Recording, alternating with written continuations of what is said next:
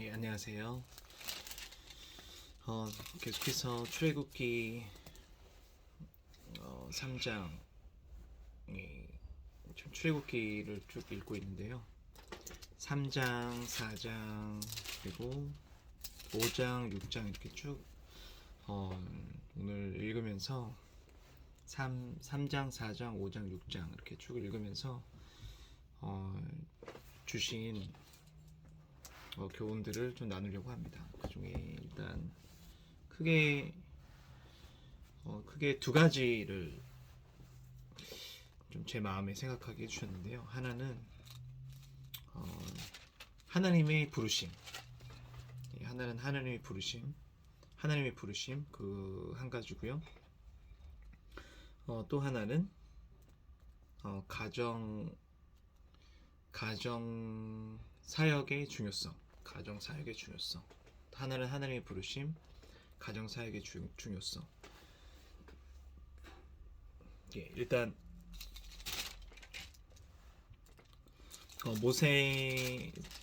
모세를 하나님께서 부르시는 장면은 출애굽기 3장에 나오게 됩니다. 출애굽기 3장 1절을 읽으면서 일상생활 중에서 일상의 그 삶 가운데서 갑작스럽게 나타나신 하나님의 부르심을 보게 됩니다. 일상의 삶에 충실하고 또 일상의 삶을 하루하루를 잘 살아가고 있을 때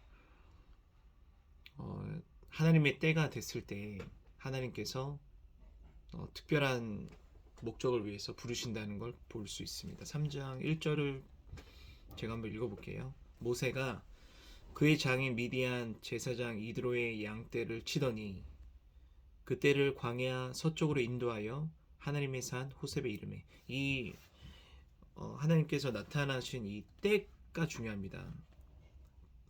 여느 때와 같이 장인 미디안 제사장 이드로의 자기 장인 어른의 그 양떼를 돌보고 있었죠. 사람을 쳐 죽였던 그 모세가 지금은 목자가 되어서 양을 돌보고 있습니다. 완전히 대조적이죠. 혈기왕성하고 정말 자기 자신을 철저하게 믿었고, 그리고 의로운 분노에 가득 차 있던 이 모세는 온데간데 없고 온순한 너무나 온순한 이 양떼를 치고 있는 잊혀진 존재로서 그렇게 오랜 시간을 그렇게 보내고 있었던 모세에게 오랜 시간이 흘러서 모세에게 하나님께서 나타나셨습니다. 일상 가운데 나타난 하나님의 이 부르심, 일상의 삶이 얼마나 중요한지 다시 한번 제 마음에 새기게 됩니다.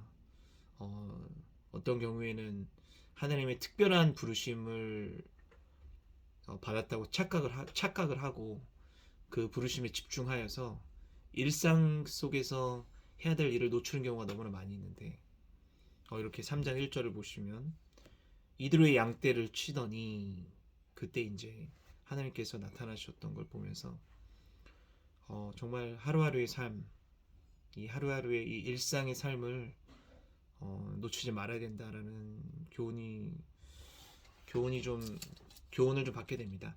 그리고 또 한 가지는요. 이제 하나님께서 모세를 이렇게 부르시고 그리고 하나님께서 모세에게 여러 가지 확신을 주십니다. 여러 가지 표적도 보여주시고, 그리고 하나님 자신을 나타내 보여주시고, 나는 스스로 있는 자다, 나는 여호와 하나님이다 라고 성경에서 가장 처음으로 하나님께서 스스로의 이름을, 하나님 당신께서 자기소개를 하시죠. 스스로 자신을 소개하시는 것은 바로 나는 스스로 있는 자다 라고 소개를 하십니다. 여호와, 그 이름은 나의 영원한 이름이요 대대로 기억할 나의 칭호다. 그리고 이제 표적을 보여주시죠. 그러나 모세의 반응이 굉장히 수동적입니다. 모세의 그런 하나님의 그 놀라운 부르심 앞에 모세는 저는 입이 둔한 자입니다. 보낼 만한 사람을 좀 보내주시옵소서. 저는 말이 둔합니다. 저는 입이 뻣뻣합니다. 저는 못합니다. 라고 얘기합니다. 4장 1절에도 모세가 대답하여 이르되 그러나로 시작해요. 그러나 하나님께서 불러주신 그 부르심의 모세의 응답은 굉장히 수동적이죠. 그럼에도 하나님께서 그를 붙들어 주셔서 이제 보내게 됩니다. 근데 이번 이제 두 번째 이제 교훈을 생각하게 되는데요. 그 이제 하나님의 부르심에 응답해서 가족을 데리고 이제 갑니다. 바로 앞에 서러 이제 가게 되죠. 이 가게 될 때에 중간에 하나님께서 갑자기 나타나셔서 출애굽기 4장에 이제 잘 나오는데요. 이제 가는 중에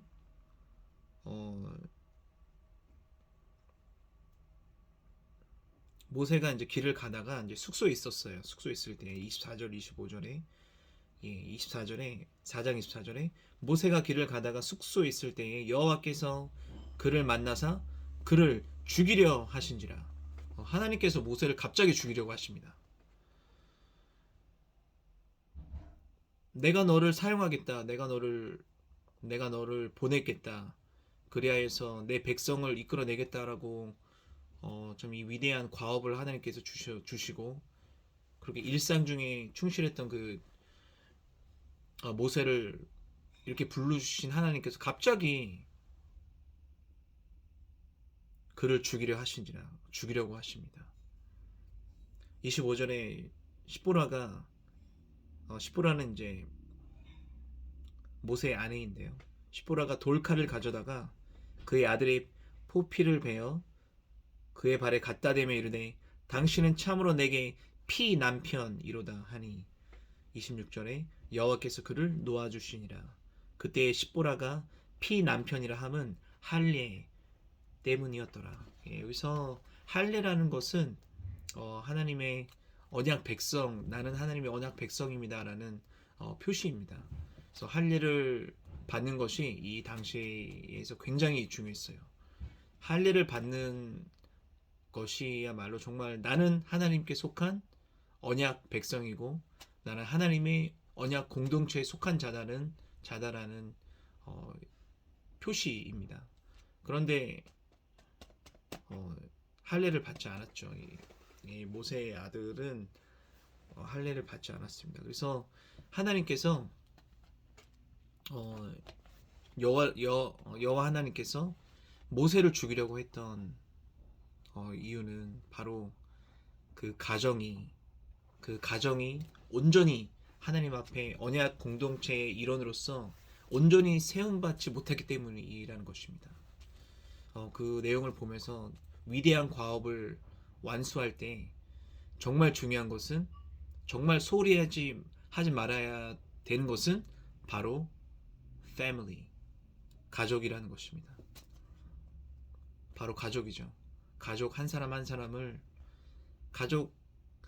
사람을 제대로 돌보고 그리고 신앙 안에서 자랄 수 있도록 그렇게 가족이 곧 언약 공동체로서 하나님의 공동체로서 그렇게 기능을 하지 못한다면 그리고 가족이 하나님 한 마음으로 한 뜻으로 온전히 하나님을 섬기는 가족이 되지 못한다면 하나님께서는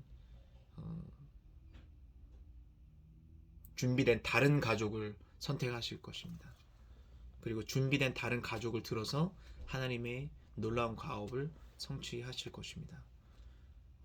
이 부분을 보면서 당신은 참으로 내게 피 남편이로다. 약간의 원망이 섞인 의미가 될 수 있겠죠.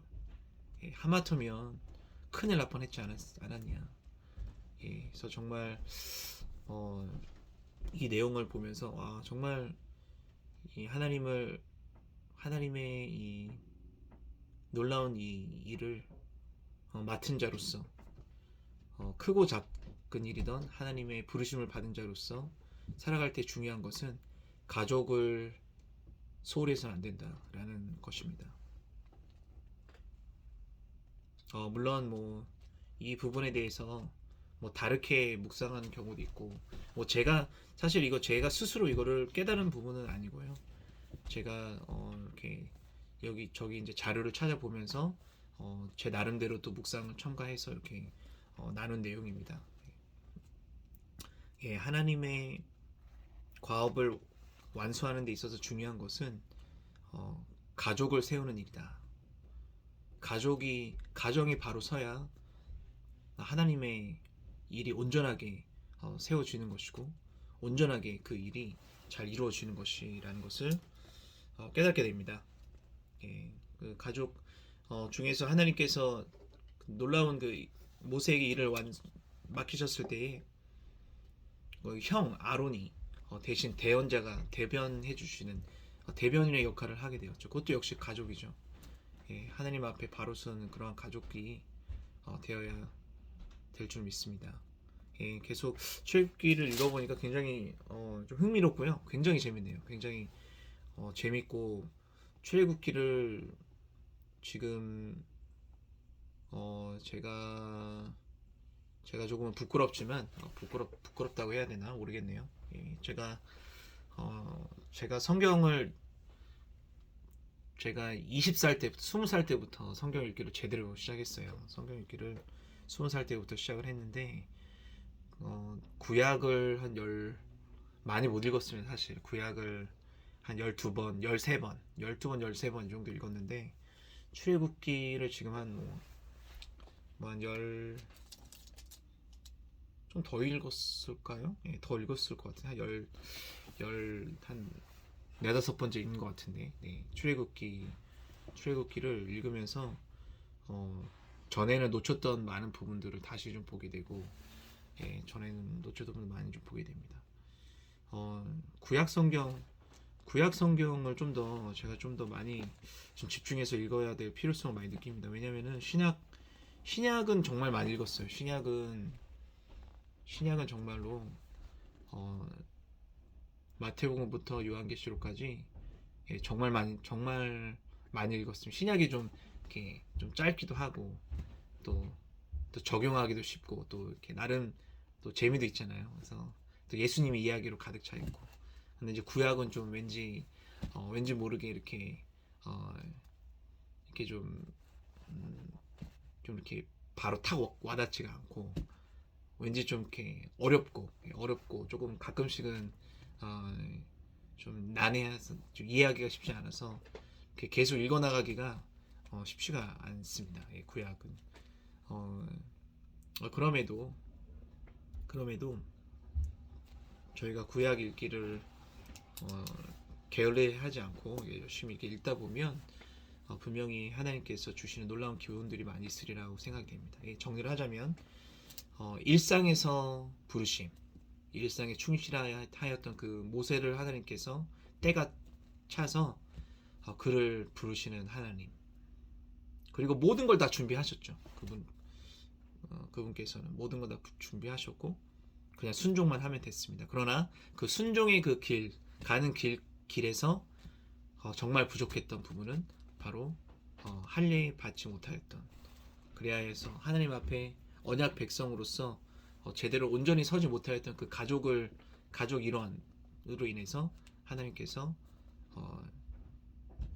이제 가족을 새롭게 하는, 가족을 세우는